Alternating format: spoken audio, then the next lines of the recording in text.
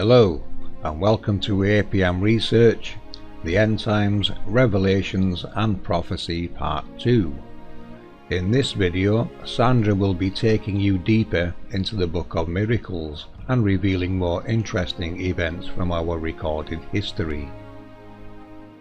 We will then break down and decode these events into cycles of the realm, technological events that are in our recorded history, events we are supposed to be aware of as our ancestors were.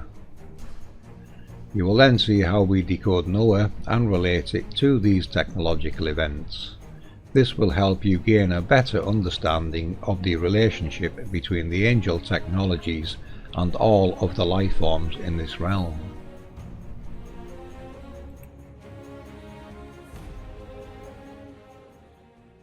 Genesis 7:11-14. 11. In the 600th year of Noah's life, in the 2nd month, on the 17th day of the month, on that day all the fountains of the great deep burst forth, and the windows of the heavens were opened. 12. And rain fell upon the earth 40 days and 40 nights. 13. On the very same day Noah and his sons, Shem and Ham and Japheth, and Noah's wife and the 3 wives of his sons with them entered the ark. 14. They and every beast according to its kind, and all the livestock according to their kinds, and every creeping thing that creeps on the earth according to its kind, and every bird according to its kind, every winged creature. Genesis 9:12-15. 12. And God said, This is the sign of the covenant that I make between me and you and every living creature that is with you for all future generations. 13. I have set my bow in the cloud, and it shall be a sign of the covenant between me and the earth. 14. When I bring clouds over the earth, and the bow is seen in the clouds. 15. I will remember my covenant. Exodus 14:27-29. 27. So Moses stretched out his hand over the sea, and the sea returned to its normal course when the morning appeared. And as the Egyptians fled into it, the Lord threw the Egyptians into the midst of the sea. 28. The waters returned and covered the chariots and the horsemen.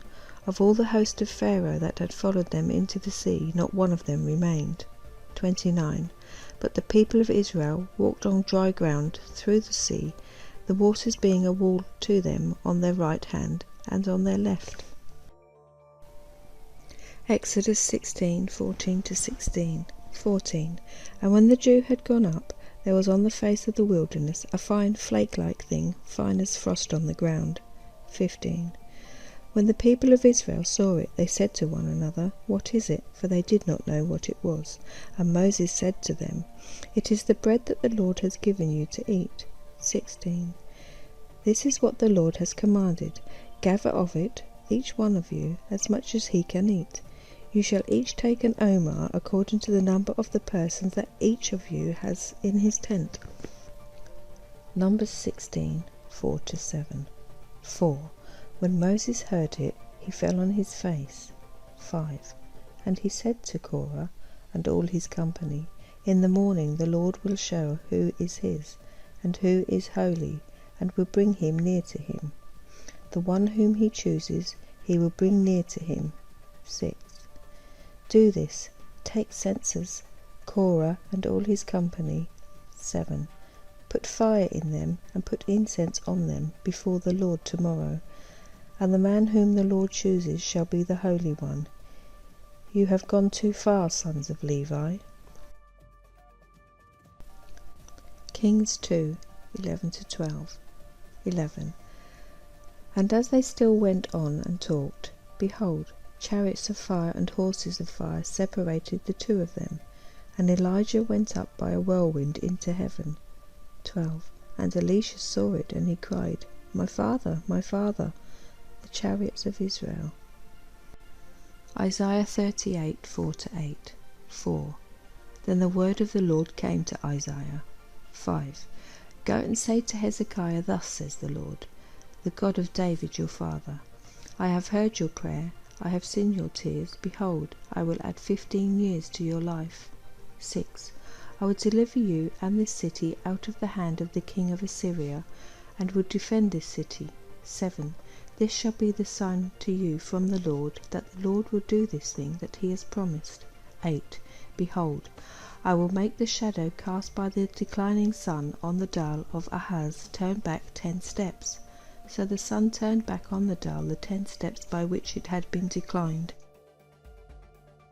Jeremiah 1, 11-14. 11. And the word of the Lord came to me, saying, Jeremiah, what do you see? And I said, I see an almond branch. 12. Then the Lord said to me, You have seen well, for I am watching over my word to perform it. 13. The word of the Lord came to me a second time, saying, What do you see? And I said, I see a boiling pot facing away from the north. 14. Then the Lord said to me, Out of the north disaster shall be let loose upon all inhabitants of the land. Daniel 7, 1-4. 1. In the first year of Belshazzar, king of Babylon, David saw a dream and visions of his head as he lay in his bed. Then he wrote down the dream and told the sum of the matter. 2. Daniel declared, I saw in my vision by night, and behold, the 4 winds of heaven were stirring up the great sea. 3. And 4 great beasts came up out of the sea, different from one another. 4. The first was like a lion and had eagle's wings. Then as I looked, its wings were plucked off, and it was lifted up from the ground and made to stand on 2 feet like a man, and the mind of a man was given to it. Ezekiel 1, 1-3. 1. In the 30th year, in the 4th month, on the 5th day of the month, as I was among the exiles by the Shebar canal, the heavens were opened, and I saw visions of God. 2. On the 5th day of the month, it was the 5th year of the exile of King Jehoiachin. 3. The word of the Lord came to Ezekiel the priest, the son of Buzi, in the land of the Chaldeans, by the Shebar canal, and the hand of the Lord was upon him there. In the time of Job there occurred in Cassilia, according to Shadel Thessali, a great flood, and during this time there was a river in this area, out of which came an ox, that went up into the air and then back down into the river, so that the simple-minded people believed it to be a god. 73 BC. In the year 73 BC, a terrible occurrence affected the animals and livestock in Italy most cruelly, such that all the animals that were tame, every donkey, ox, horse and sheep, suddenly returned to the wild and ran away into the wilderness and completely forgot their previous nature. 73 BC. In the year 73 BC, people gathered together to drink, but when they cut the bread, blood came out of it as if out of a wound. There was also a hailstorm so terrible that rocks fell from the sky for 7 days in succession, and therein too were pieces of real stones and plenty of sharp stones, so that the soil was destroyed by them. 170. In fact 570. In the year AD 570 there came from a mountain of Gaul a great noise, and screaming as if many people had been entombed inside it. There was also heavy hail for a long time. 170. In fact 570. In the year AD 570, fiery arrows and drops of blood appeared in the sky over Italy. Afterwards such a fierce rain fell that many villages and towns were swept away and many people drowned. Also there appeared in the water, from the waist up, several men and women with long hair. 195. In fact 595. In the year AD 595, in the time of Muhammad, 2 wondrous sea creatures having human form were seen off the island of Delos. Also fire fell from the sky, and a rainbow appeared of such brightness that people thought Judgment Day had come. And there were peals of thunder, more terrible than had ever been heard before. This was followed by a dreadful plague which carried off many people. 595. In the year AD 595, in the time of Muhammad, something wondrous and fearsome appeared. At that time a bright comet was seen over Constantinople for a whole year. 1126. In the year AD 1126, the winter was so cold and severe that birds froze to death in mid-air. This was followed by such a famine that livestock and people died, and birds killed each other in the air. 1495. In the year 1495, in the month of June, the 2 pigs were born to 2 sows near the Rhine, as recorded and painted here. 1496. In AD 1496, in the month of January, at the time the Tiber burst its banks high and wide near Rome, what wondrous creature appeared, found dead where the raging and the might of the Tiber's waters had subsided, and was in this shape and form as it is painted there. 1513. In the year AD 1513, in January, it was told that this was born to a Metzerin in Bleiberg, issuing dead from its mother's womb, then to be buried, and 4 hours later dug up again by Anton Reidhaupt himself, at that time the Countess of Lodrin's steward, unwrapped from its shroud and examined very carefully in the presence of a priest. Afterwards the painter, Hans Borgmeier, was commissioned to record it in detail as it appears above. 1516. In the country of the Romans, a mare gave birth to a hare instead of a young foal.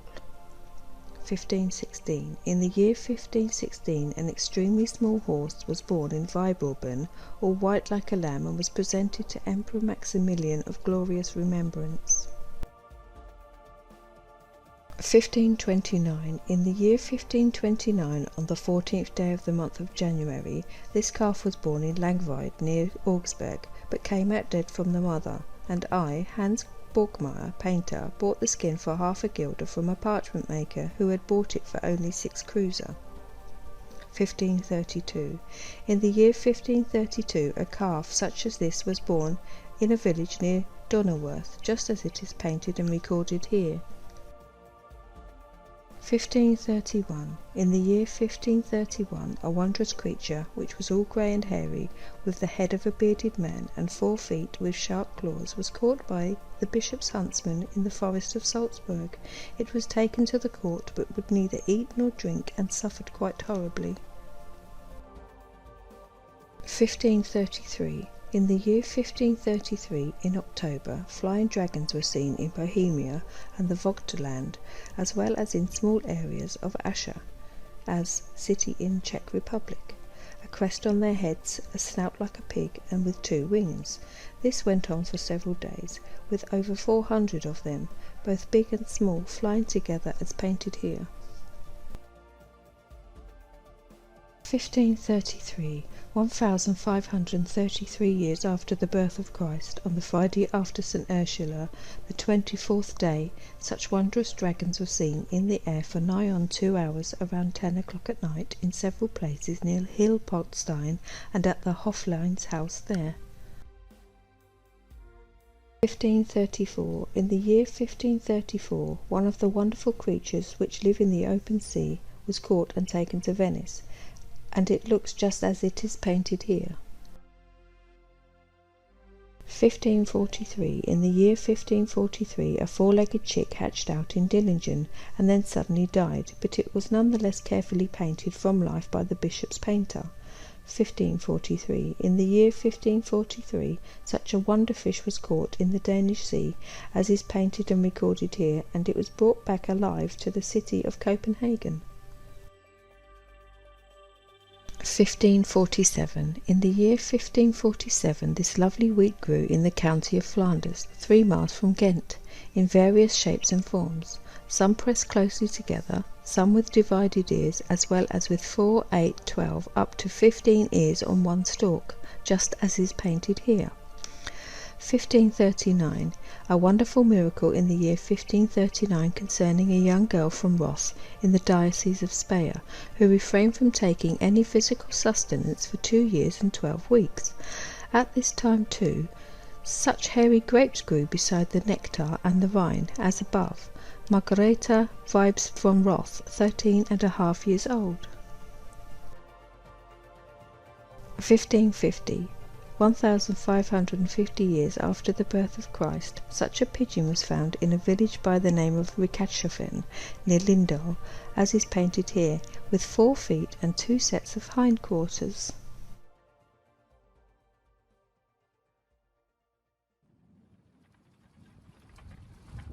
Okay, so today we're going to read through parts of and decode the Book of Noah.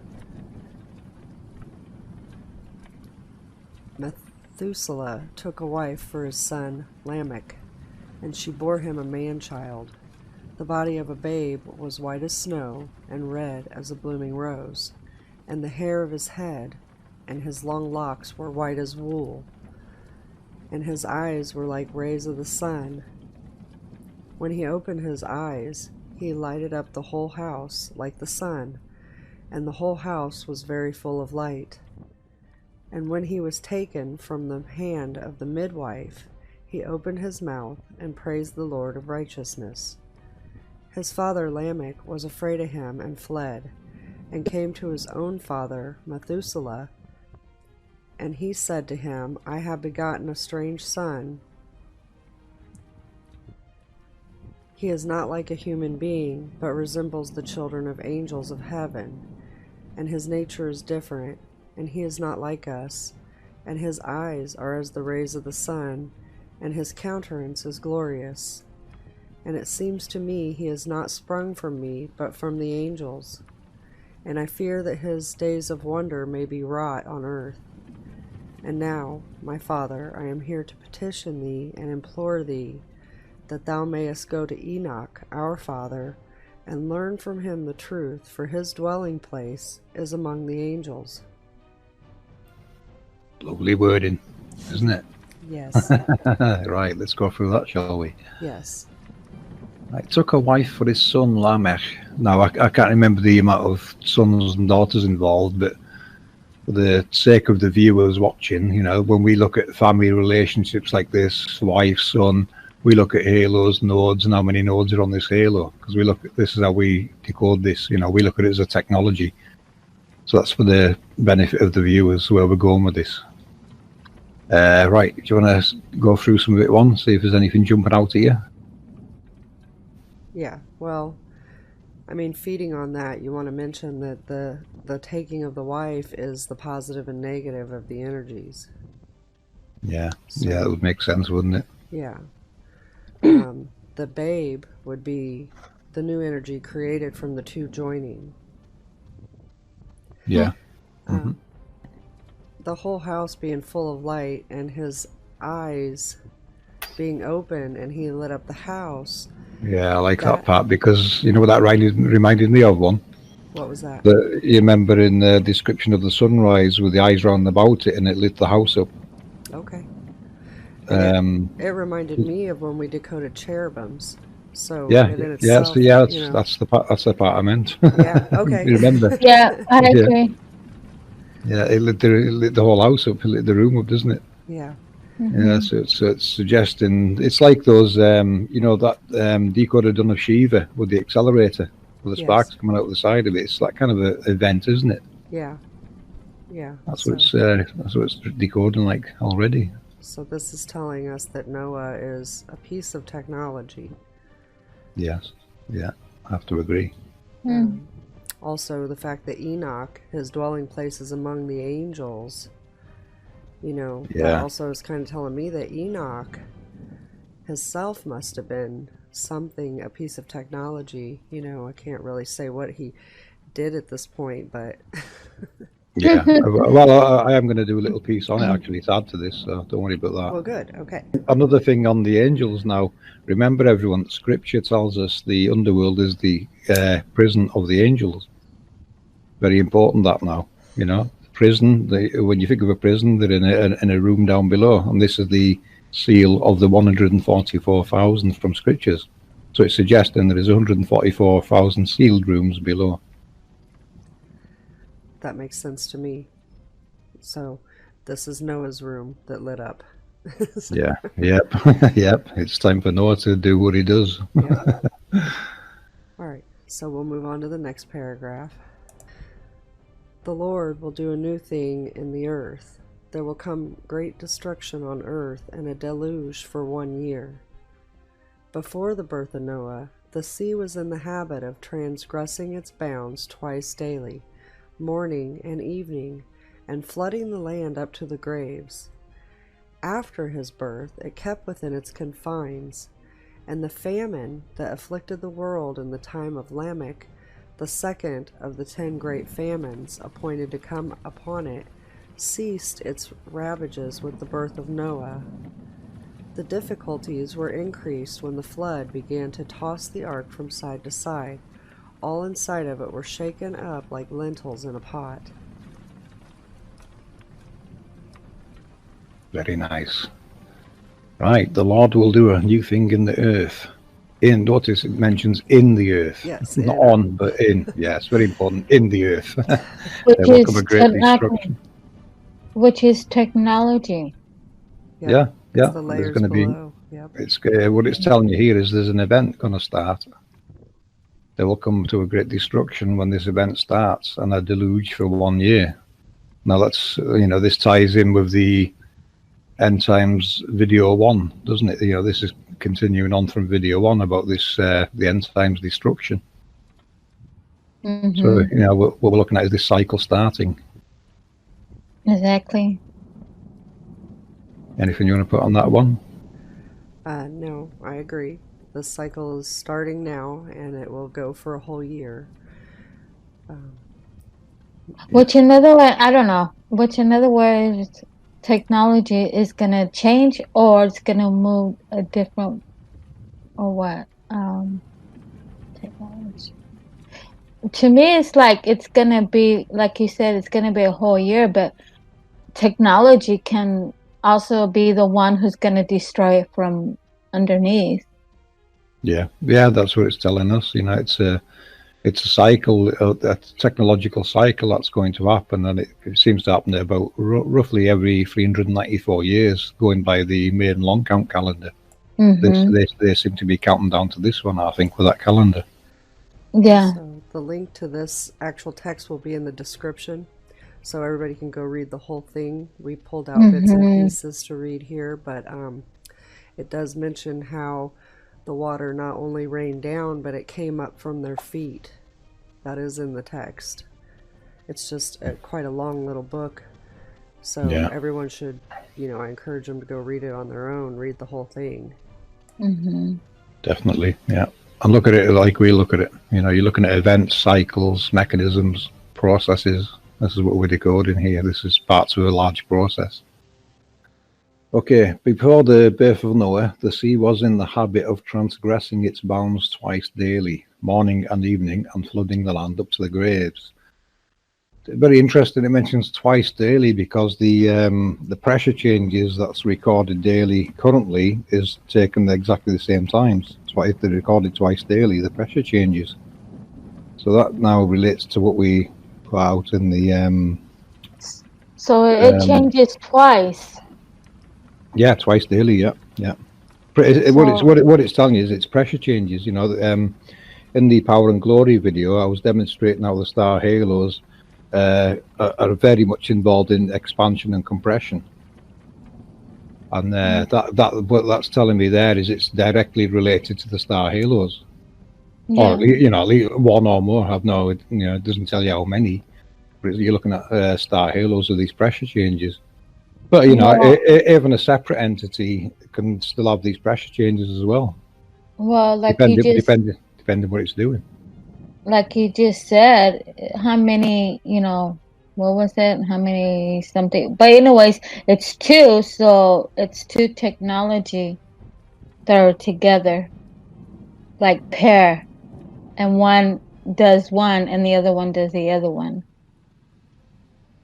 One's controlling both. Exactly. But one in the morning and one at night. But it can also be a different technology. The one we have now and the one's coming, a different way of technology, and it's going to be 1 and 2. I think. I don't know. I might be wrong. Also, reading into that, you've got to look at this as a modification to stop this process happening, because what it's in there, it said that it was in the habit of transgressing its bounds. So this technology was obviously designed to help stop these problems and the flooding. So this mechanism is a fail-safe mechanism, it seems to me. Or it seems to me now it's an addition to help a bigger process.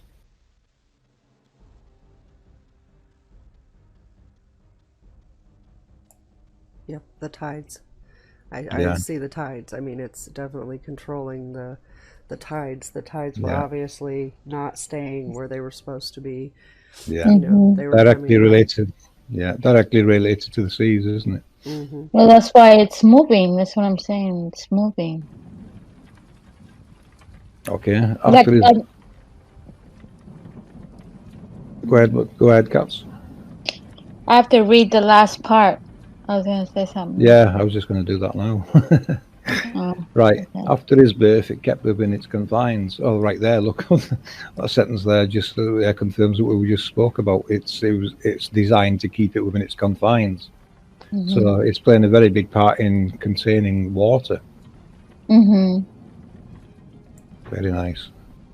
And the famine afflicted the world in the time of Lamech, the second of the 10 great famines appointed to come upon it, ceased its ravages with the birth of Noah. So yeah, look, perfect. Look at that. It's been designed to help stop a famine, because we know with the pole shift event that we mentioned in part 1, and the information coming from Professor Valentina Zarkova on the Maunder cycle, the Maunder minimum, that she's estimated for famines around 2028 to 2032. And this one here was designed to stop that. So, you know, it seems to be now a certain part of the world is not going to be affected as much as other parts. Exactly. Can you think like one part can do the first, and then it can take a little bit, and then the second part will move? Oh, well, you know, like the day and night, like you said. Like the first one is up, and then the little ways, a little tiny, and then the second will move, which is the second technology. Yeah, well, this might be a second one that was added when you think about it, because this has now been designed to create balance, a balance that wasn't there before. So, you know, I think Noah was designed for some kind of a balance. But it can affect water in a big way. So with that comes dangers, doesn't it? But what does shaking up like lentils in a pot? What does that mean? I mean, well, that would to me would translate as something like a tsunami or something like that. That kind of destruction. You know, anything in its path is going to get swept away. Also, we're talking about the deluge. So I want to just throw in there that this famine, you know, these waters coming up out of their bounds they would completely flood all the fields every time. You know, they would lose their food, right? You know, this would create what people call the mud floods. Oh yeah, definitely the prime suspect for all the mud flood events, which there is channels out there covering them in a big way. You know, I would recommend if anyone wants to look into mud floods further, is go to Martin Leakey's channel. He's got some fantastic coverage of it taking place everywhere. And if he looks at the timeline of these, he might just tie it into this event that we're speaking of, because we think this is the reset event. This is the event everyone's looking for in history, where everyone's golden age all of a sudden came to an end. We think it is this event. This is how important this is. And going by the data in the last video, it looks like it's due to start next year.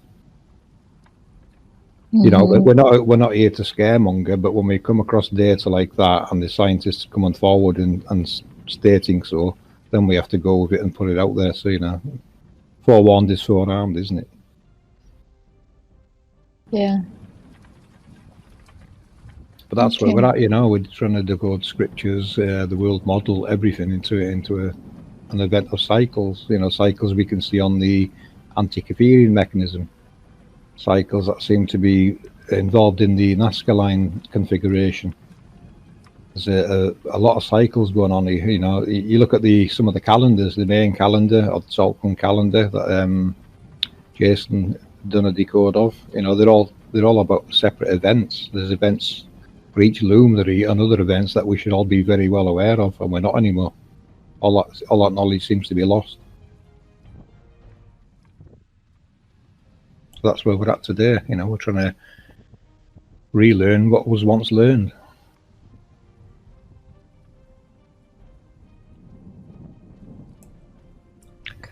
So yeah, that makes sense about the ark, though, doesn't it? Tossing the ark from side to side. Yeah, I mean, think of a ball of water sloshing around. That's what you're looking at. That's how it's going to ravage the earth, basically. It's going to shake the waters, and they're going to spill around like they would, like in a bowl of water. It's going to slop around everywhere, and this is what creates your mud floods, all your lakes. New lakes are formed, land masses are covered. It's a constant, ongoing cycle. Yeah, and when we looked at the ark before, if you recall, it was layered, different layers. So you have to think of this technology, possibly starting low, hitting the next layer up, and then finally to surface. It would shake up everything that was inside of what they're calling the ark. Pretty bad. Yeah. That would be great destruction, not just floods and tsunamis, but this would cause the earth to tremble and shake, as it occurs. The flood was produced by a union of the male waters, which are above the firmament, and the female waters issuing from the earth. The upper waters rushed through the space left when God removed 2 stars out of the constellation Pleiades. Afterwards, to put a stop to the flood, God had to transfer 2 stars from the constellation of the Bear to the constellation of Pleiades. This is why the Bear runs after Pleiades. She wants her 2 children back, but they will be restored to her only in the future world. There were other changes among the celestial spheres during the time of the flood. All the time it lasted, the sun and moon shed no light, whence Noah was called by his name, the Resting One. For in his life the sun and the moon rested. The ark was illuminated by a precious stone, the light of which was more brilliant by night than by day, so enabling Noah to distinguish between the day and night.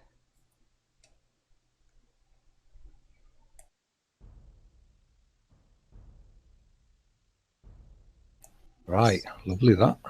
It Okay. is. That's really, really cool. So the waters above the firmament and the waters below. That's a positive and negative going on for sure. Yeah, the way I look at that one, the firmament now to me means terra firma. Yes. That's kind of where I was getting ready to go with that. Yeah. I'll just put this in there because, we have to show people there is a different perspective you have to start decoding this from, because if you stand in the underworld and you say the waters above, it now makes a lot more sense that they're actually talking about the seas where we live. You put it into a context. If that was said when they were below in the underworld, then it would make sense, wouldn't it? They're talking about the waters above. In other words, our seas. And what it's saying there, the flood of the union of the male waters and the female waters, that's just the electrical energy from above and below, which we know will affect water. As an example, we can reference a halo here, because, a halo now gives us a source for lightning. The lightning strikes can be coming directly from one of these halos. A good example being that video I uploaded a couple of days ago. Halos, with these halos, with the rotating vortex, you've got tornadoes, you've got winds, lightning. There's a lot of processes going on here, just off one alone.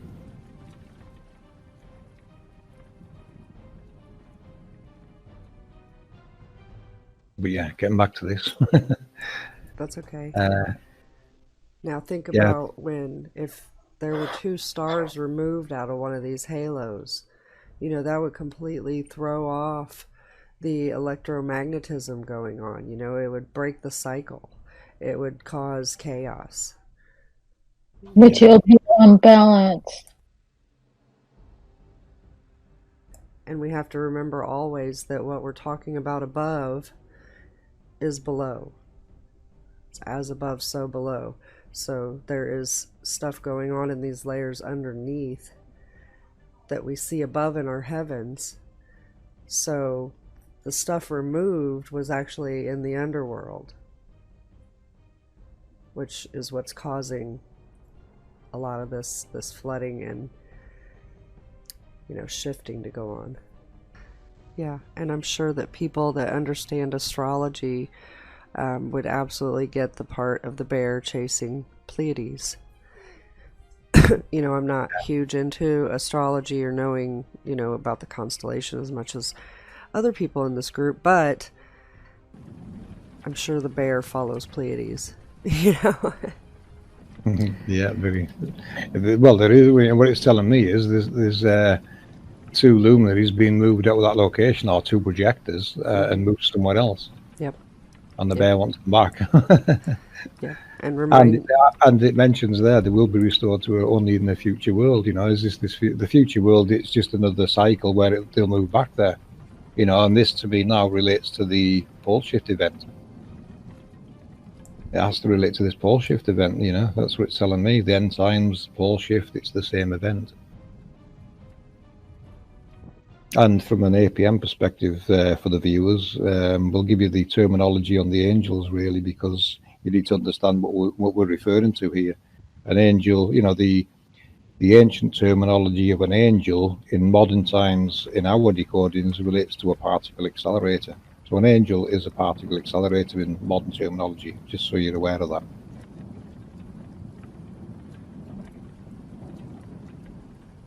So you can see now how there's a relation as above, so below, the physical model in the underworld and the projection in the heavens, which we've showed plenty of in our videos and presentations. Visible, recordable, observable phenomena. Jumping back to this, there were other changes among the celestial spheres during the year of the flood. Yeah, I can imagine that. You know, this is what the Hoppy prophecy from video 1 was talking about, the luminaries moving around in the skies, your red Kachina and your blue Kachina. It's the movement of luminaries. You know, the signs are in the heavens. It tells you this in script. It shows you now, you know, your scripture, it's basically a survival manual for this realm. It really is. It's the instruction and survival manual of the realm. If you can decode it correctly, it's all there. It just needs decoded back to its original context.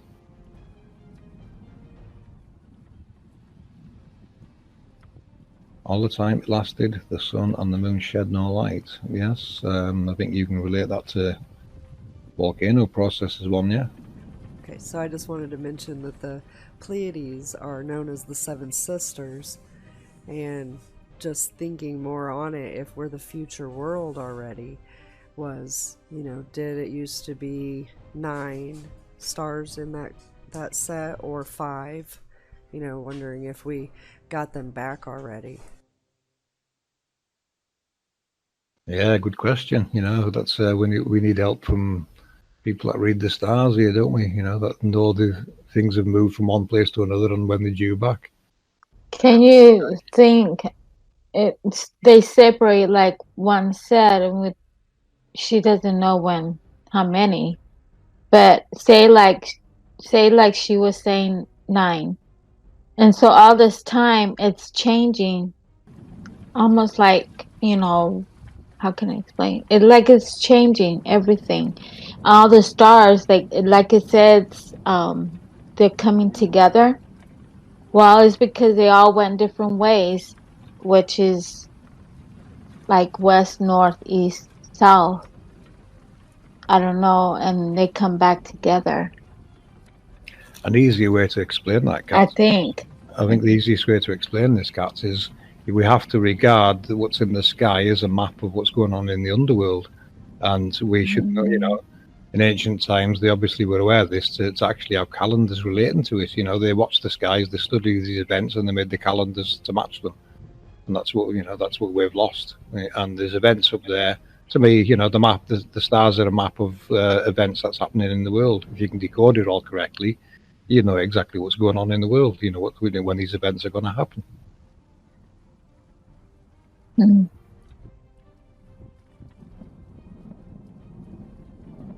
And it you know, that shows in the main calendar, if they're counting down to these destructive cycles, it tells you a long time ago they were planning for destruction and famines. They were trying to plan ahead and, you know, stock up on supplies basically for these events. Mm-hmm.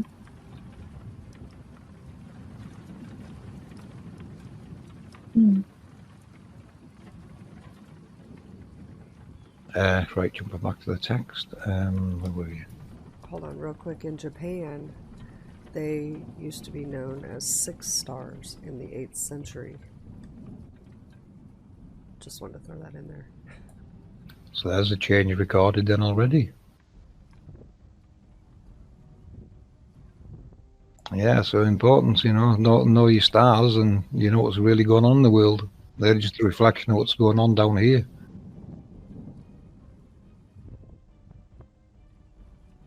Anyway, let's get back to this text. There were other changes. We've done that bit, haven't we?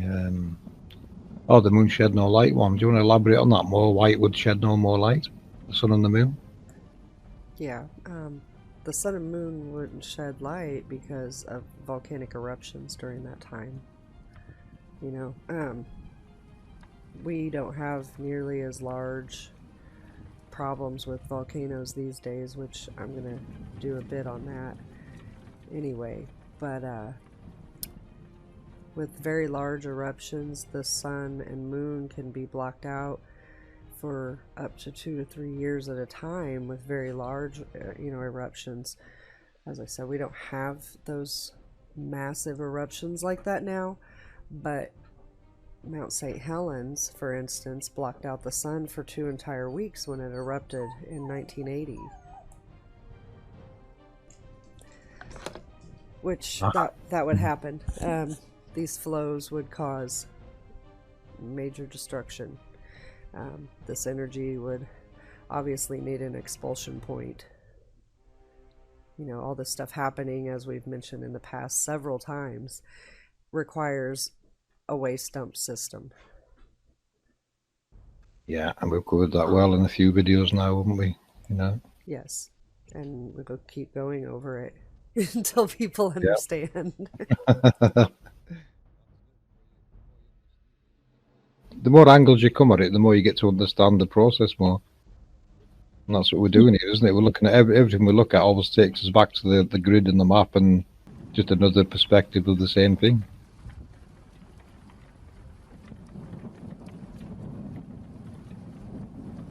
Anyway, let's move on. Which part are we on here? Noah called by his name the resting one, because the sun and moon didn't shine. Oh yeah.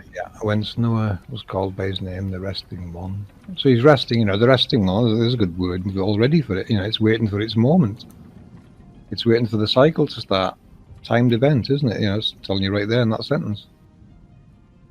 The resting one's just resting, waiting for its moment to come and do what it's supposed to do. But in his life, the sun and the moon resting. Yeah, they're going to rest when he does his work, basically, because you're not going to see much of them. The ark was illuminated by a precious stone, the light of which was more brilliant by night than by day, so enabling Noah to distinguish between day and night. Yeah, it could be relating to a daily or a nightly cycle, that couldn't it? For it to even mention day and night, why would technology require it to be day or night? So it's either a daytime event or a nighttime event. That's telling me. Well, and the fact that it's more brilliant at night,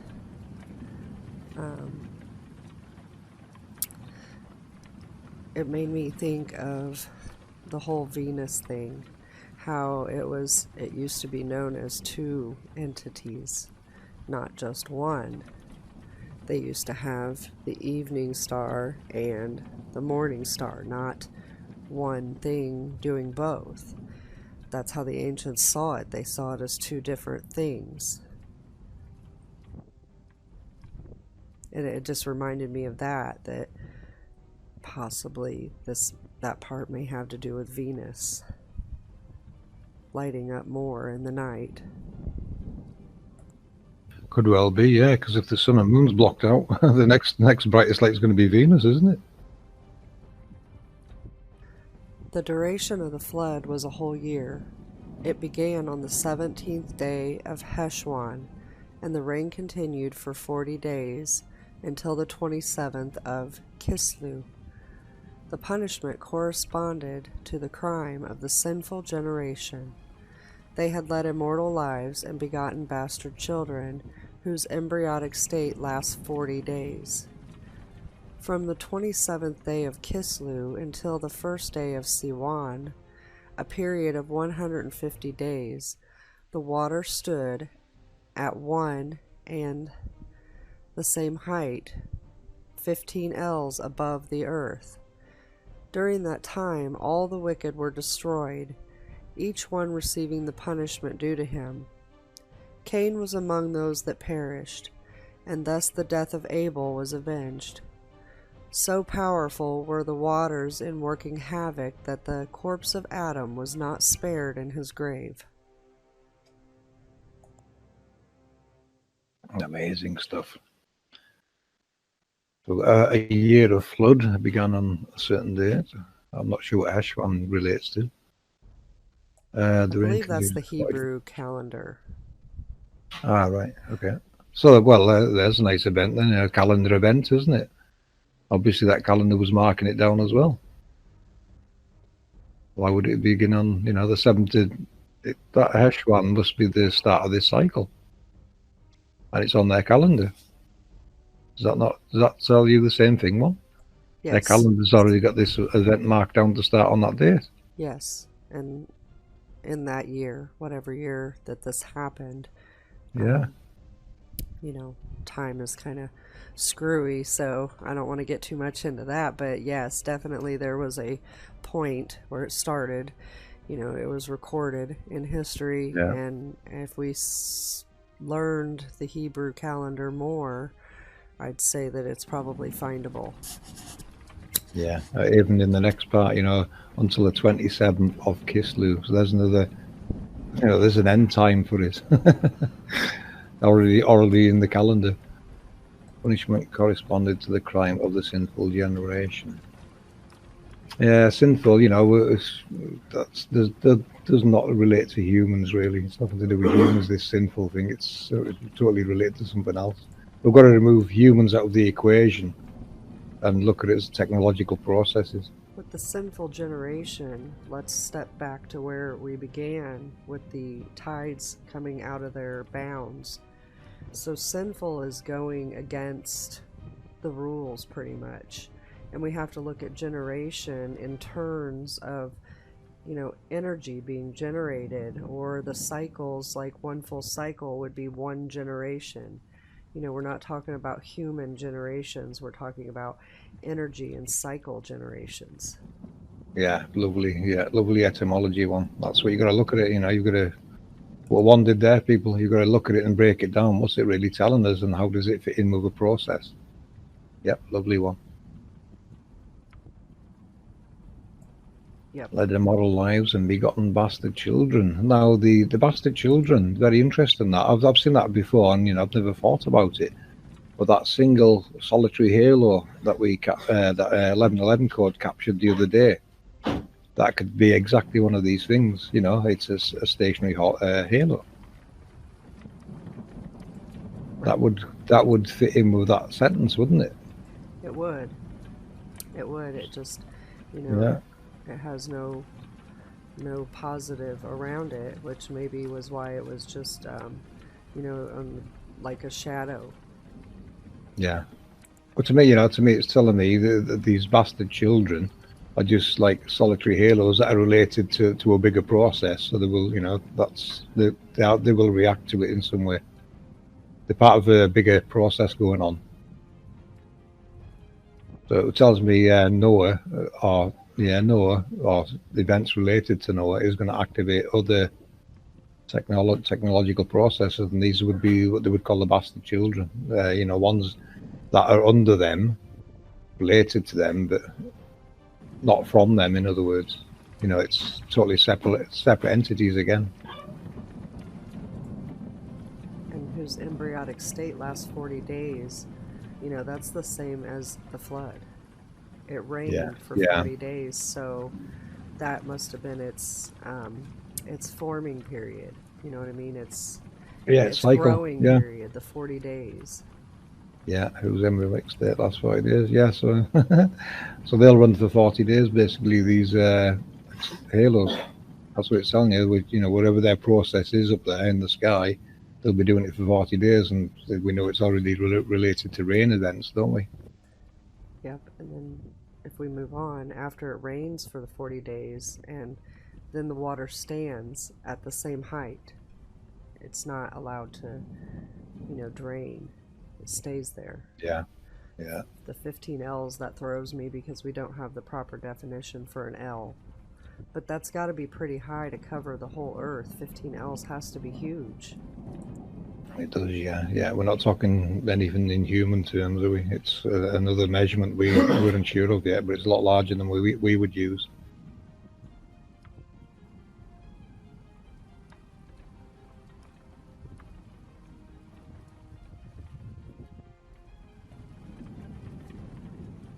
You know, an L could be something like 50 feet, you know, a standard measurement of, say, 50 feet.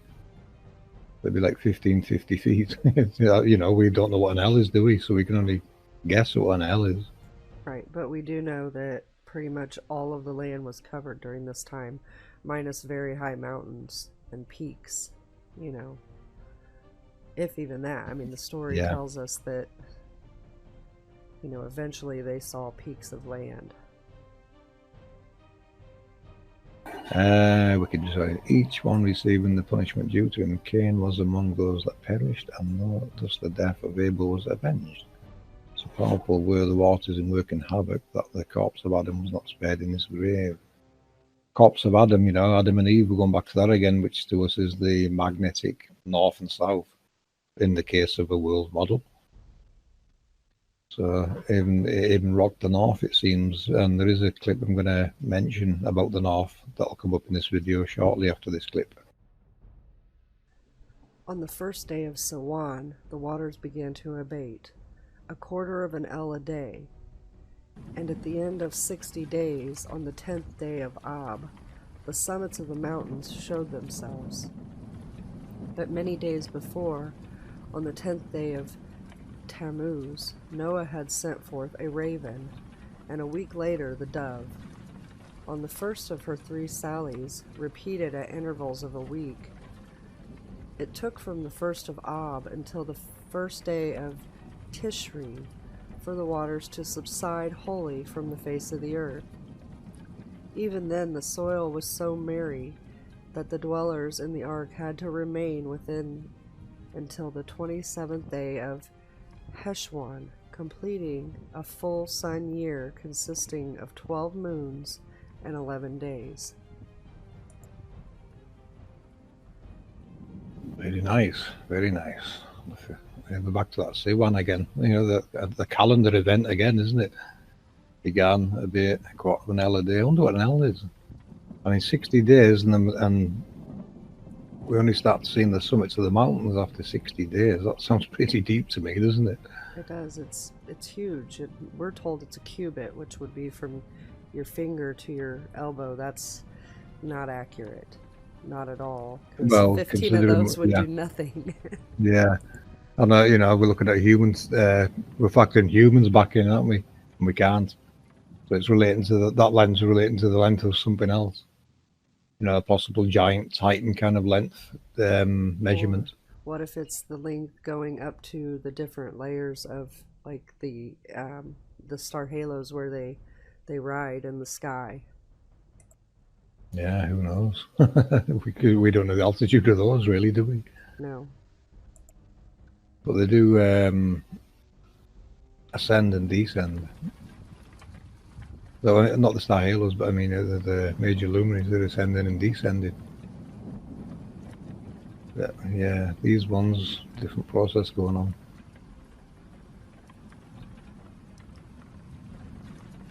Sent forth the raven, and a week later the dove, on the first of her 3 sallies, repeated at intervals of a week.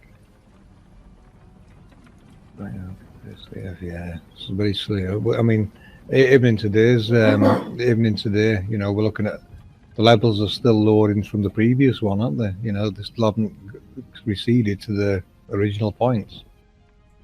Absolutely. And we'll get more into that also in this video.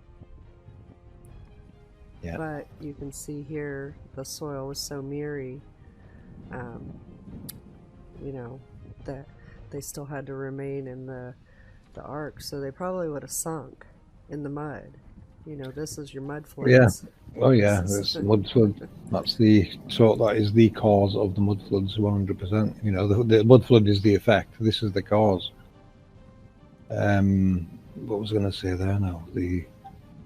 Even then, the soil was out there, the dwellers in the ark. Now, the ark you can now consider could possibly be the underworld. People has gone below ground, or where else would the ark be? It's not a boat on top of this. No. It's it's got to be safe havens below or somewhere, hasn't it? Completing a full sun year. So they've got to wait it out, and then it all starts all over again. So your mud flood fans start relate that to this event. This is what's causing these mud floods, and you've seen on a few channels now mud flood coverage. If not, go watch them, and you can see how mankind's recovered from these events and carried on building where the previous ones had left off. That's what you're looking at. They just build on top of old sites and carrying on with life, basically start again, isn't it? Yeah, and digging up ones that didn't get built over.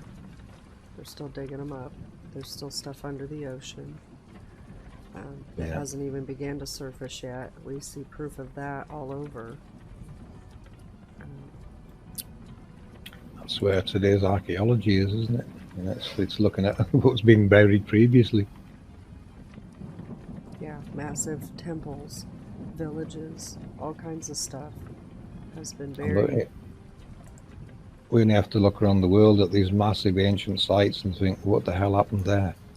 Where did the people go? Why does no one remember what all this means anymore? In the year 1569, after the creation of the world, Noah divided the earth by lot among his 3 sons in the presence of an angel. Each one stretched forth his hand and took a slip from the bosom of Noah. Shem's slip was inscribed with the middle of the earth, and this portion became the inheritance of his descendants unto all eternity. Noah rejoiced that the lot had assigned it to Shem.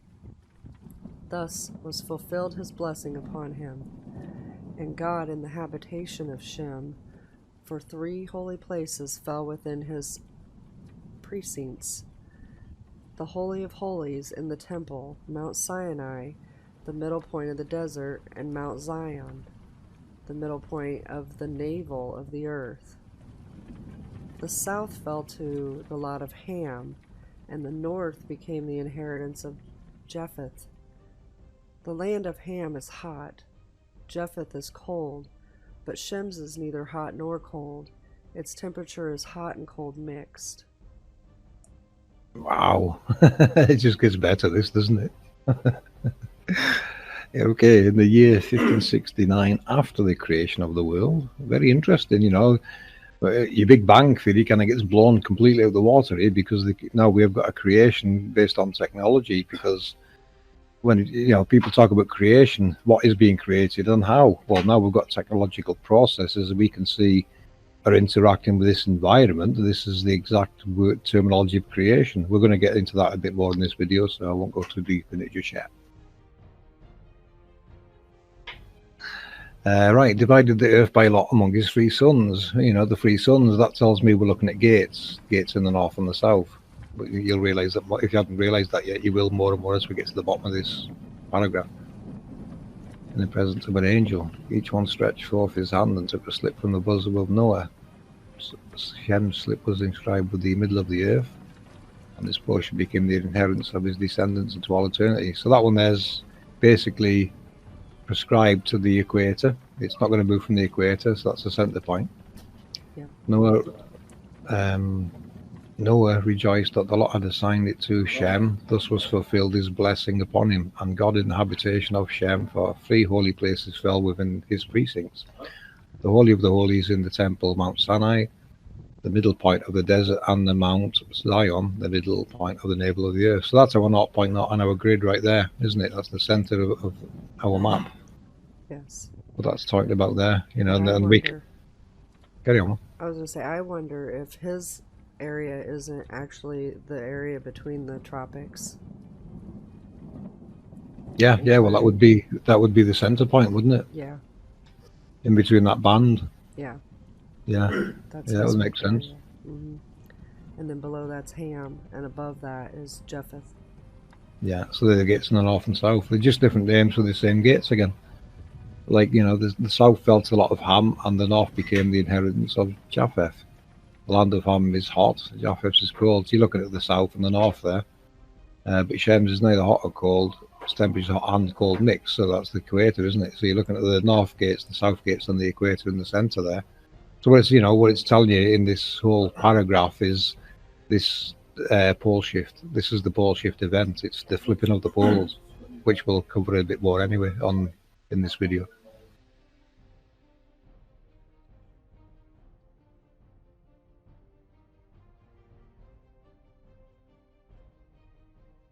Yep, I agree. And that is all we have to talk about on the Book of Noah. But the link will be in the description. I really encourage, again, I'm going to say, go read the whole book because it's very, very interesting.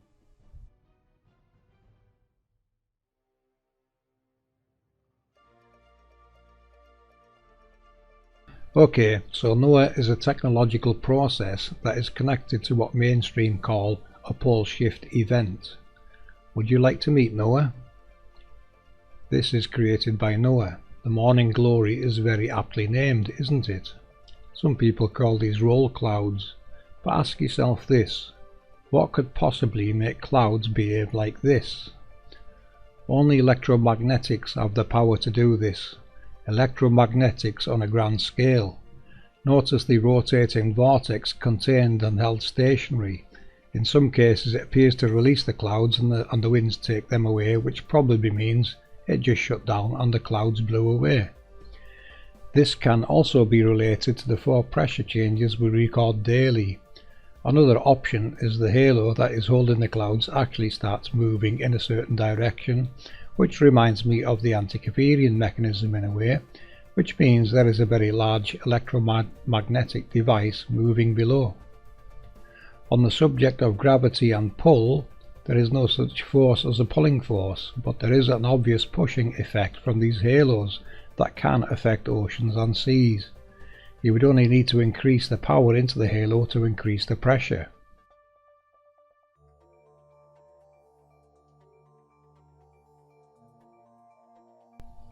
These halos can be seen stretching for hundreds of miles and are very predictable in some locations.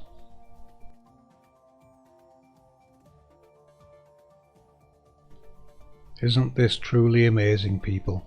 Look at that.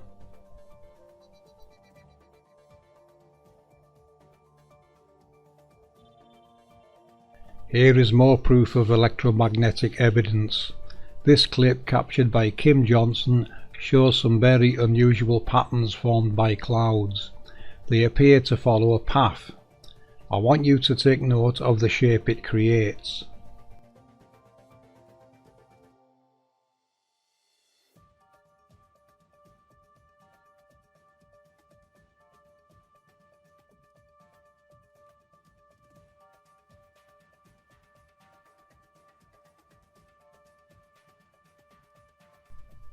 That path can be seen here in this electromagnetic data recorded by Ceres.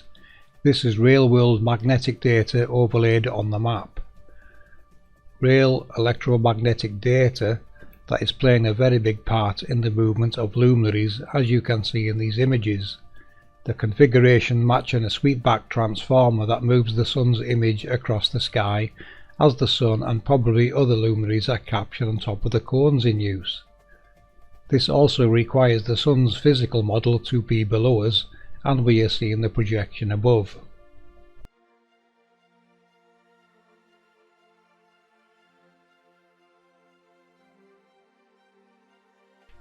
Take a good look, people, and memorize these shapes, as you will notice them in the heavens.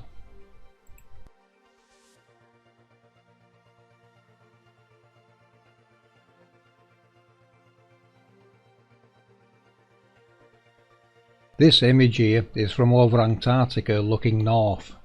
See how the magnetic data always appears to be in sets of 3. The locations they connect having a very big part in causing quakes and following luminaries as they are enabled.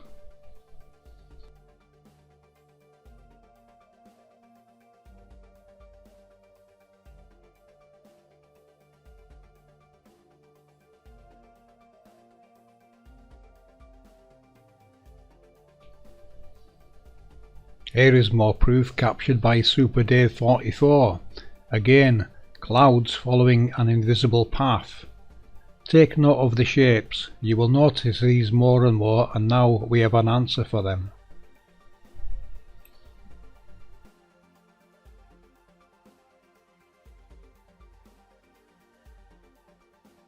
When you see them, try and check your compass to see if it is a north to south alignment, or more electromagnetic data being revealed that follow different paths.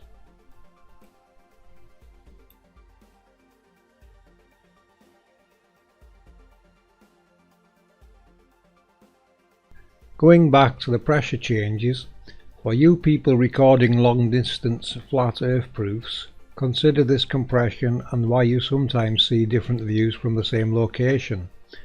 Some scenes looking more compressed and some looking much clearer, and thus allowing you to see further distances. We now have a cause for this compression and expansion.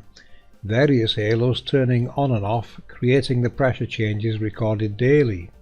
It condenses the atmosphere, as you can see happening in this video recorded by Sandra. Try it yourself, you will be surprised at the differences recorded from the same location and height of camera.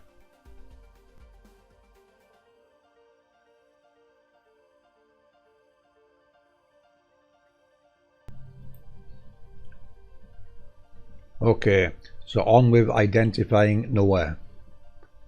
We believe the central halo is Noah. You may remember back in 2017 I was looking into the oceans receding in South America.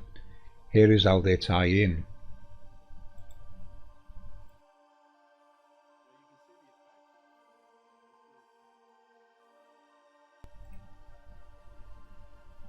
Let's check along Noah's path. As you can see here, this halo intersects here alongside other parts of the grid. Definitely a busy area and receding oceans.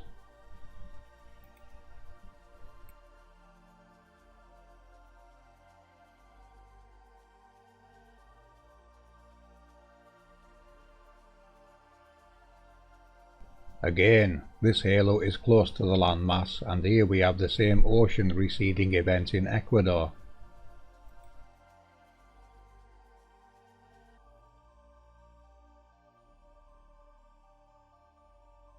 Central America. All this area was affected and will continue to be so, as this halo goes right through this area. The events are not just contained to the halo's path, the lines from the grid are also electromagnetically pulsed, it seems. You can see where one of the primary 8 are in the Gulf of Mexico. They create a spiraling vortex, which is what is responsible for tornadoes and such. Florida. The location I placed the spider from the Nazca lines overlay, probably meaning dangerous waters due to the amount of the grid and halo intersections below this area.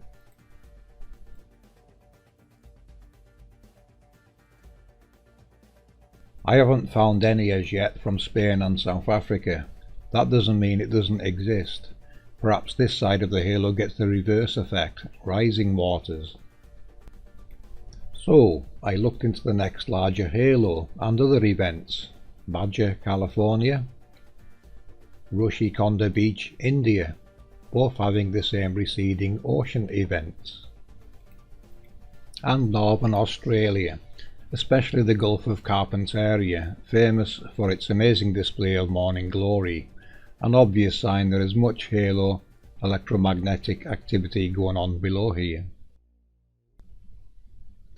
You may have noticed I used the image of Moses in the Decode.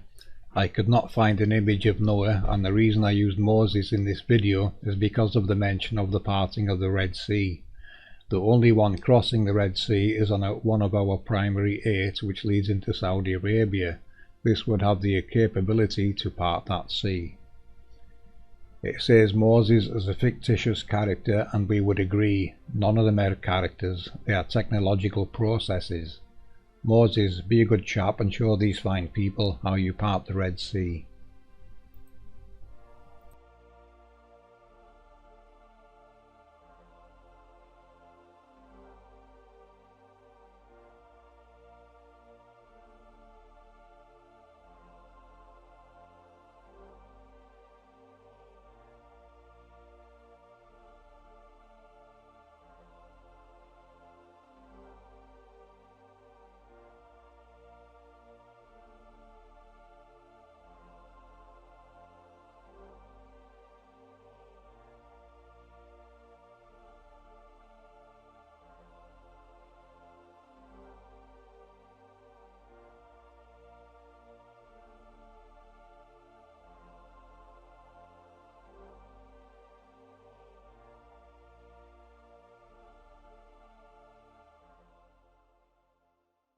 Okay, so let's take a look at this ancient map shown here and what the land used to look like. This map was obtained from the Book of Miracles. As we look at this map and we have it overlaid onto our world, we can see the differences. Now let's take a look at these creatures on the map. The first one is near Africa. This one is coming from our 0.0 on the grid. This is our Brahma energy as it comes to life. Next, we move up and we see the four-headed dragon. This one sits on one of our 8 main angels. The 4 heads represent the group of 4 angels that we see here. Next, we see the griffin creature in northeast Russia. This one is on the lake that literally takes the shape of the creature, as well as the topography resembles the wings. And the last creature is the bear, which is climbing over the star halo. This topography fits the form of the bear, as well as the ocean topography shows the markings of the claws of the bear.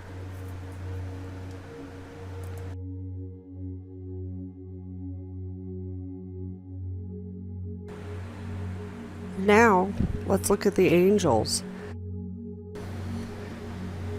The angel to the north is on an unknown location at this time. It is in northern Europe and does sit on a 5-point directional change that the magnetics will follow.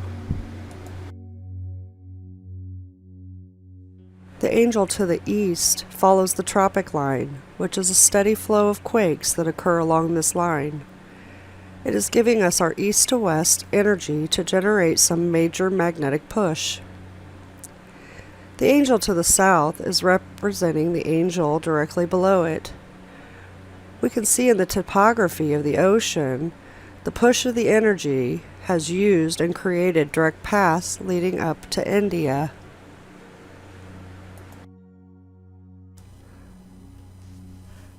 So let's look at the Mount Gaul area first. What we see here are quite a few massive volcanoes and calderas in the area. These would have been devastating on the whole Gaul area as recorded in the Book of Miracles. We have the Cantal volcano, some ancient unnamed calderas, Mount Vesuvius, Mount Etna, Santorini, many undersea volcanoes. Also, the Canary Islands, where several volcanoes are recorded to have blown the Canary Islands into the islands we see now. In the Gazelle Peninsula, East New Britain, in Papua New Guinea, there are twin peaks called Vulcan and Terverver. This area was recorded to erupt during the 570 AD time at great force, in which the energy force was felt in 50 miles in all directions. These erupted all through history and are still erupting today. In 856 AD, a massive quake struck a 200-mile stretch of Iran that caused 200,000 deaths. It created what is called the Alpine mountain range, which is still very seismically active. In 526 AD, a quake hit Syria and Antioch, which led to 250,000 deaths and caused the port of Seleucia Pera to rise 1 meter up, after which a fire broke out that destroyed the rest of the buildings that remained. In 365 AD, a quake occurred under the Mediterranean Sea near Crete, which destroyed all of the towns on the island and damaged Greece, Libya, Cyprus, and Sicily. Afterward, a tsunami caused significant damage in Alexandria, Egypt, and other areas.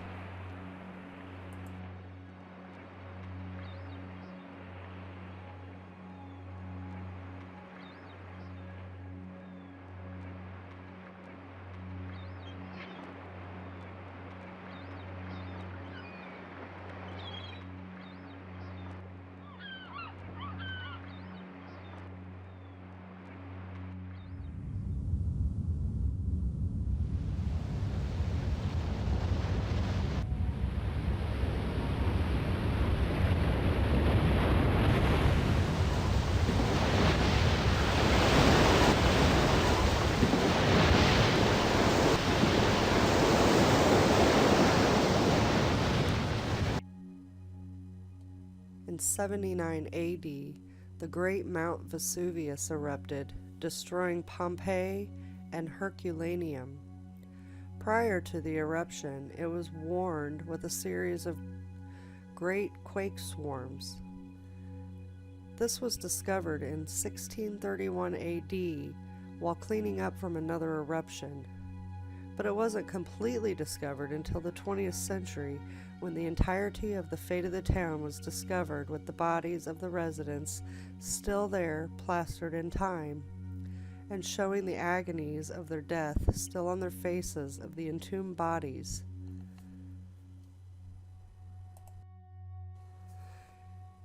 In 1645 BC, Santorini erupted, which wiped out the island, leaving behind the bits we see today. There were no known victims of this disaster, so unlike the other disasters of the area, the people must have heeded the warnings of the quakes preceding the eruption. There were buildings and large untransportable items found, though, to show that people did inhabit the area. In 373 BC, Helike was submerged into the Gulf of Corinth. The ruins of the city could be seen beneath the water for hundreds of years after the disaster. In the past century, the search for Helike began, and other towns have since been discovered along with it. So, as we can see, our history is rich with disasters that shape the world we see today. Now, let's get into some of the science behind the disasters. A VEI is the Volcanic Explosion Index. There were great explosions with a VEI force 6 eruption. A magnitude registered at this capacity will have effects that will cause tsunamis 150 feet tall, and ships 50 miles away will be blasted by the hurricane force winds. This is like setting off atomic bombs from the inside out, to give a comparison. The winds are the energy force. 50 miles is a massive area to feel the force in all directions. With earthquakes, we average a tremble of about 2 to 4s on the Richter scale. When we do get into the 5s, these are the ones that we start to feel. These do occur regularly through the realm. How it works is kind of like a build-up. The cycle runs through on the smaller scale and builds as the energy comes back through. These 5s then lead to 6s. But when we hit the 6 range, typically there's a reset, and we go back to the smaller ones to begin the cycle again. It is not as common to feel the large quakes on a regular basis as in the past. Each number on the Richter scale is 10 times more powerful than the previous number. And to compare to the volcanoes we are speaking about, a typical volcanic eruption, not the monsters we speak about from the past, are comparable to a size 5 earthquake.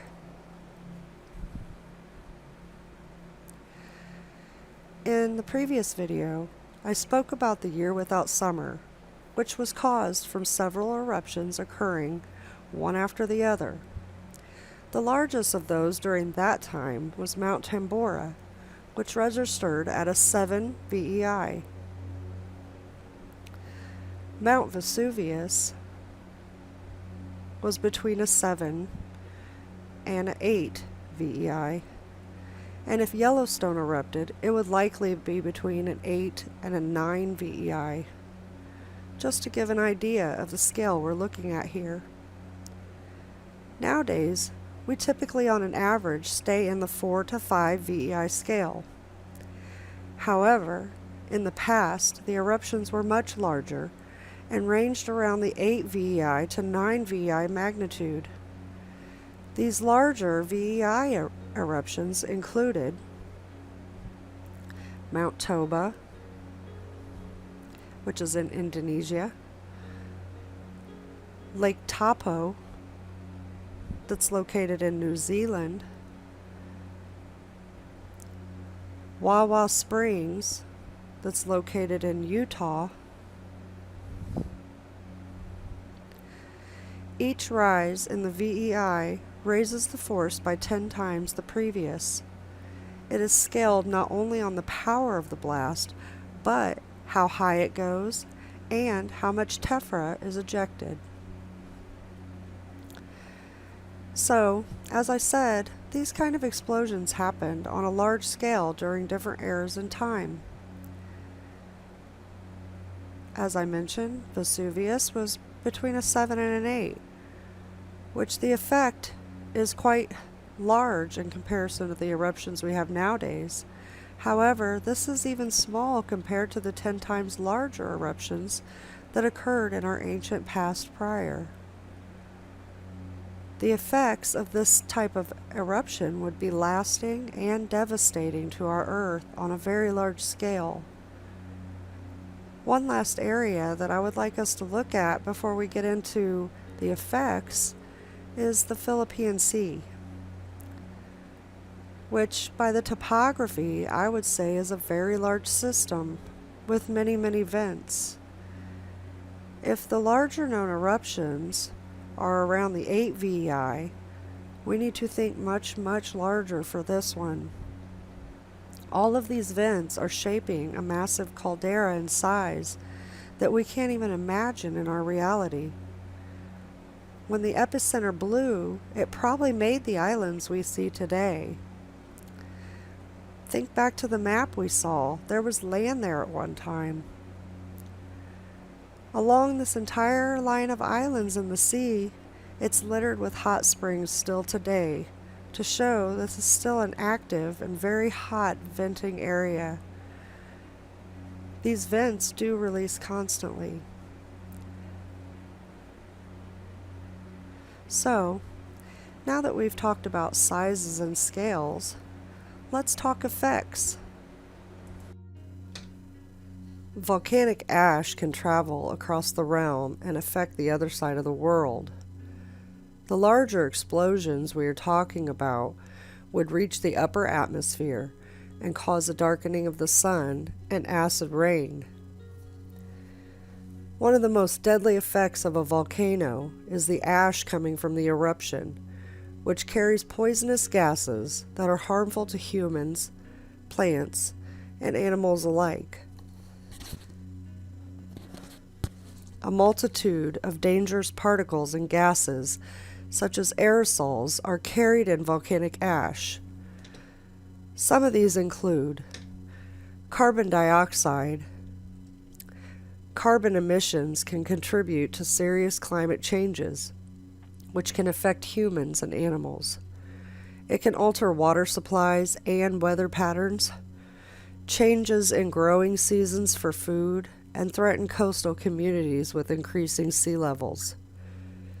Exposure to high levels of carbon dioxide can cause incapacitation and unconsciousness, headaches, vertigo, and double vision. Also, inability to concentrate, tinnitus, and seizures. Breathing too much can be life-threatening. Long-term effects of exposure may cause change in bone, calcium, and changes to the body's metabolism. Another is the sulfates, known as sulfur dioxide. It affects human health when it's breathed in. It irritates the nose, throat, and airways, causing coughing, wheezing, shortness of breath, or a tight feeling around the chest. The effects of sulfur dioxide are felt very quickly, and most people would feel the worst symptoms in 10 to 15 minutes after breathing it in. It causes mood swings, irritability, rapid heartbeat, deep depression, aggression that is incredibly hard to control. Most humans will be running on a negative due to this toxic chemical. Another is hydrochloric acid, also known as hydrogen chloride. People may be exposed to the ill effects by either breathing it in or allowing it to come in contact with their skin. These dangers are often irreversible. Inhalation of the substance may cause coughing, hoarseness, inflammation, and ulceration of the respiratory tract or chest pain. When hydrochloric acid comes in contact with your skin, you're at risk for severe burns, ulceration, or even scarring. Additional acute health effects include vomiting, diarrhea, and nausea. Tests in rats exposed to the substance did show an increase in fetal mortality and altered reproductive cycles and caused birth defects.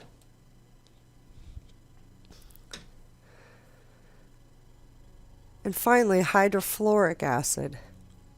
The vapor can cause severe burns to the eyes, which may lead to permanent damage and blindness. Also is irritating to the eyes, skin, and respiratory tract. Exposure to higher concentrations can result in serious damage to the lungs, and fatal pulmonary edema may develop after a delay of several hours. Brief exposure, around 5 minutes, may be fatal to humans. Ingestion of this can produce severe injury to the mouth, throat, and gastrointestinal tract, and may be fatal. Excessive exposure may affect the brain. On the environment, it acts as a greenhouse gas, influencing great climate change. Larger eruptions of ash can travel hundreds of thousands of kilometers downwind from the source, but can affect the climate in places on the other side of the world. Ash is carried into the atmosphere and spreads far from the epicenter and can block out the sun's rays, resulting in a cooler Earth. The ash can also return to the Earth's surface by means of precipitation. Ash particles caught in clouds in the atmosphere fall back down to Earth with rain, snow, and other. Volcanic ash can also contaminate our water supply, which can lead to illness and effects described during these plague outbreaks. All of this info is what is called volcanic winters, which is a reduction in temperatures caused by the ash and droplets of acid and water obscuring the sun. Each of these major eruptions would lead to a 2 to 3 year winter after the eruption. All of this lines up with our minimum periods, showing us the cause of the cold recording during the periods in history. This is also our mud floods cause. The cause was tsunamis and floods on a scale, as the Deluge spoke about in ancient texts. And finally, this is also the cause of the plagues of history.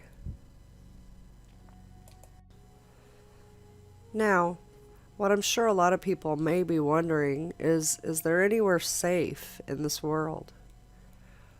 Well, from what I can tell, I'd say most of Africa would be a safe zone, as well as most of the central and north part of South America. Also Asia, especially around the Himalayas, as these are highlands.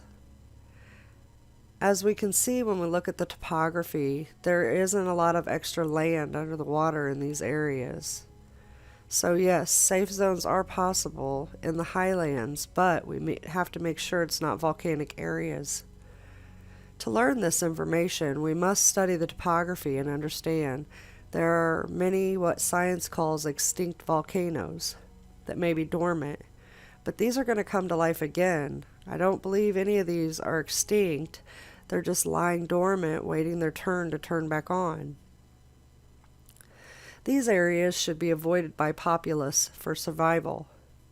So, let me wrap up this bit by adding that I'm not trying to alarm anyone, but simply educate on our Earth's history in a way that mainstream doesn't give, and to educate people that these cycles have been occurring and will continue to occur through time. With the knowledge of how our world works, we can be okay during these cycles when we understand them as the ancients did. Thank you.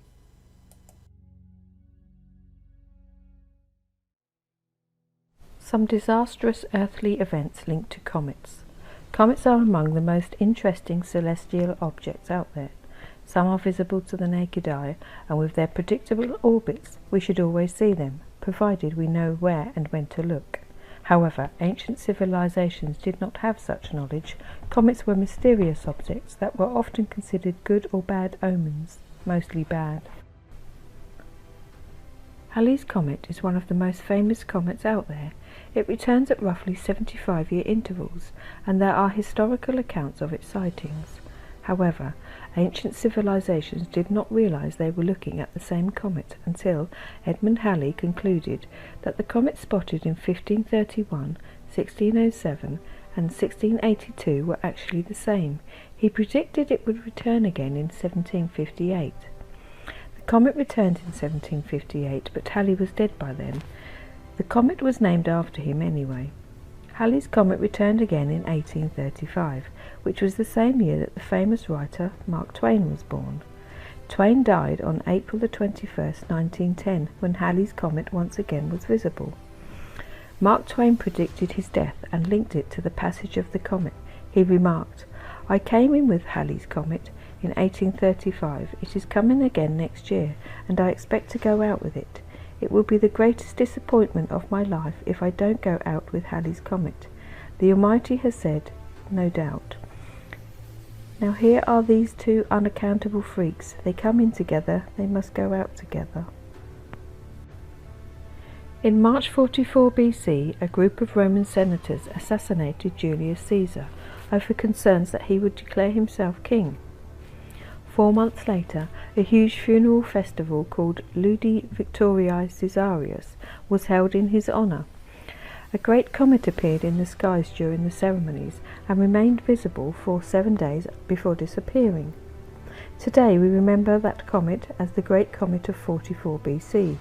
Astronomers say it is one of the brightest comets to have ever appeared in the sky, and it was also recorded in ancient China.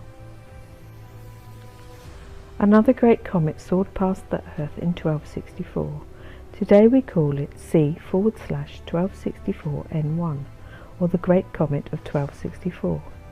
It was very bright and remained visible for 4 months, starting in July. At the time, people already had some superstitions about comets, and seeing one was considered a forewarning of impending disaster.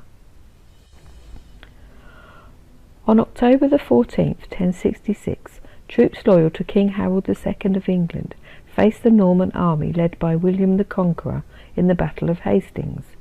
The battle was decisive. King Harold was killed, and William the Conqueror went on to take his throne and become the ruler of England. Halley's Comet, which had appeared in April that year, was linked to the battle. As I have already mentioned, people of the day had not yet realised that the comet was a periodic one that came around every 3/4 of a century. That year, Halley's Comet was so bright that it was 4 times the size of Venus and around 25% as bright as the Moon. On October the 20th, 1811, Europeans and Americans watched in awe as a bright comet made its closest approach to the Earth. This was the Great Comet of 1811. The comet had showed up in March, even though no one was expecting to see one at that time. Some Americans became paranoid and suggested that it was an omen of some upcoming disaster. That disaster came on December the 16th, when the great earthquake shook the Midwest and southern United States. The earthquake was so intense that the Mississippi River temporarily flowed backwards.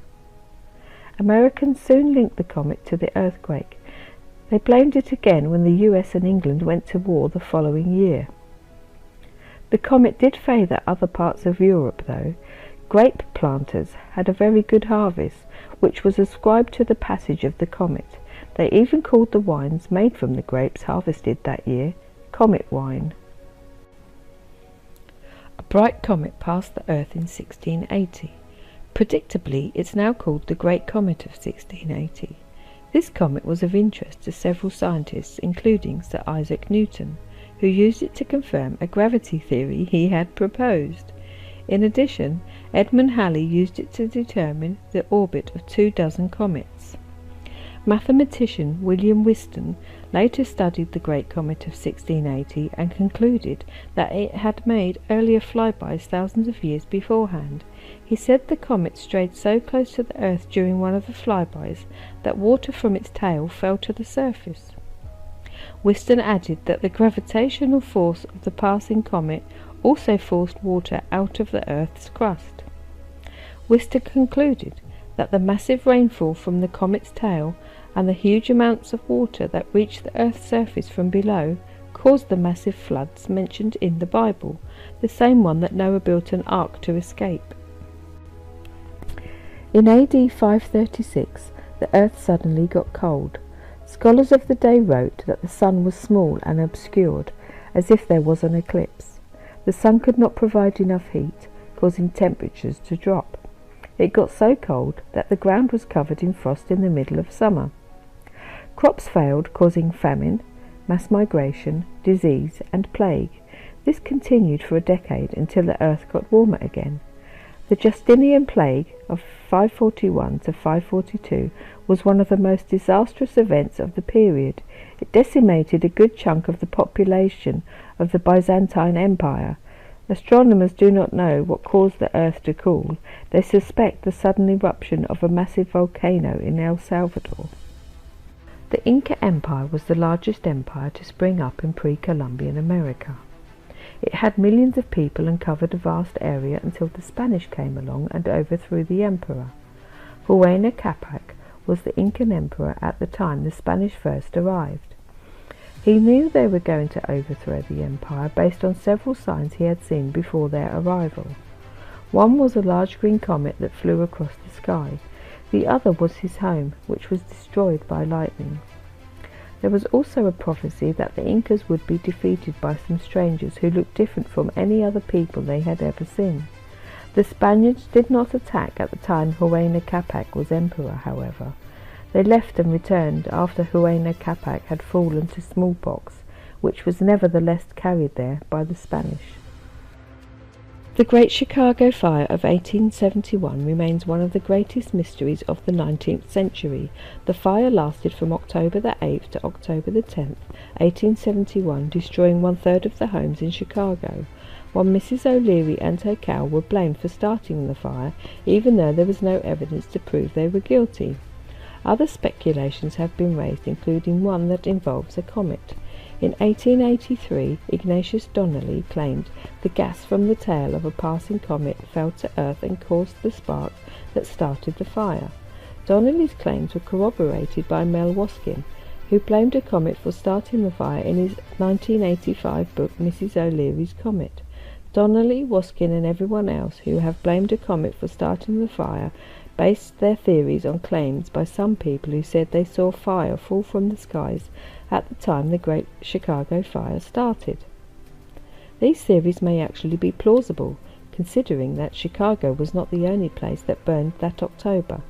Similar fire outbreaks occurred along Lake Michigan and in Peshtigo, Wisconsin, the same day the Chicago Fire started. The Peshtigo Fire was actually the deadliest wildfire in U.S. history, despite being overshadowed by the Chicago Fire.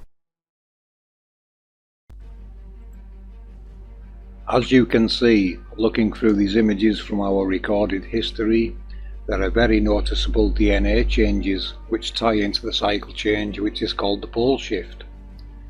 If you have been following our research, you will realize just how much the angel technologies play a very big part in every aspect of our lives, and not just ours, but every living species in this realm.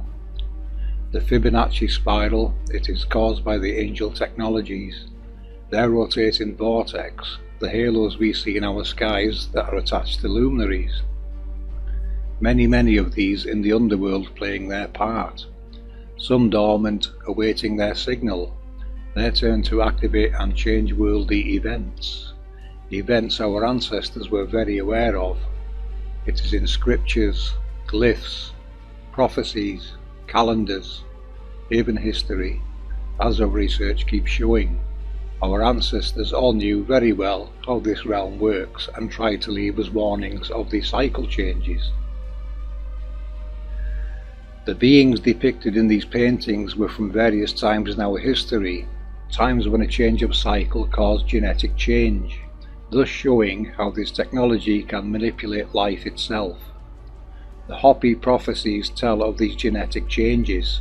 How would you hide such an event from the public? Well, that's easy, isn't it? You promote it. We see this happening everywhere now, various agendas being promoted that are outside of normal society's thinking. You all know what I'm talking about, so I don't think I need to go into detail on all the trans agendas.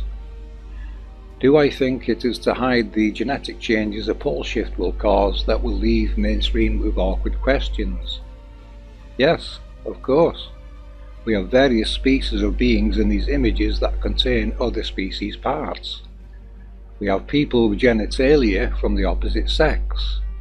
There is a horse giving birth to a rabbit. There are animals behaving outside of their known behaviour. Perhaps now you understand the various sets of 4 faces mentioned in scriptures. Birds, humans, bulls, lions, and various other combinations. These are a sign that these technologies somehow play a part in the genetic makeup of various beings, and during a pole shift this may be interrupted, causing the effects we see in these images. Life forms that used to exist will return, and even new ones may be created. Do you see how this technology plays a part in this, people? This really is the Genesis machine. True miracles decoded from technological processes. Life forms being able to create life itself. The creator of this technology truly has done amazing work. Technology that not only projects and moves luminaries, but plays a very big part in nature itself. So who is the creator of all this technology? I don't know, but I would like to, wouldn't you? Going back to the first video, if you remember Walter Russell's winding and unwinding of the cosmic clock springs, the cycle is going to reverse its direction. This is now going into the cosmic unwinding.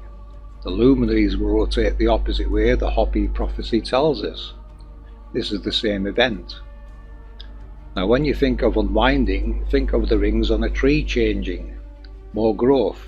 This can now answer why there were titans and giants in ancient times. They were born near the end of the unwinding period. Life was larger in those times, not just for humans. We obviously get smaller during the winding cycle, as this is compression. Expansion and compression decoded from the mechanics of the realm. and it all starts with Noah's cycle, it seems. If you wish to go deeper with giants and titans, I would recommend Jimbo's channel and Mud Fossil University. Roger's work not only proves the DNA of these petrified titans to be human, but his amazing work in biology also perfectly shows this to be the case when he identifies various parts of human anatomy. You will find the links to their channels below this video. We really need to consider all of this, people. Not only this, but our diet too. What should we be eating and drinking? I'm pretty sure it's not GMO or chemically sprayed foods. In what way could these cause problems during such a pole shift event, you should ask yourself? What is in the food and water we consume? What is the ultimate human diet? What is in vaccines and medications that can affect us during this event? Not to mention 5G with its genetic changes at the molecular level. Think really hard on this one, people. We are not here to fearmonger, merely to inform on how this realm really works and how it interacts with all of the life forms therein. Our ancestors knew and understood this very well, and for very good reasons. All these golden ages come and go every 400 years and will continue to do so forever. This is for you to know. Be sure to inform the people of 2400, 2800, 3200, 3600, etc., etc., etc. Know thy world, only then can you be at one with it.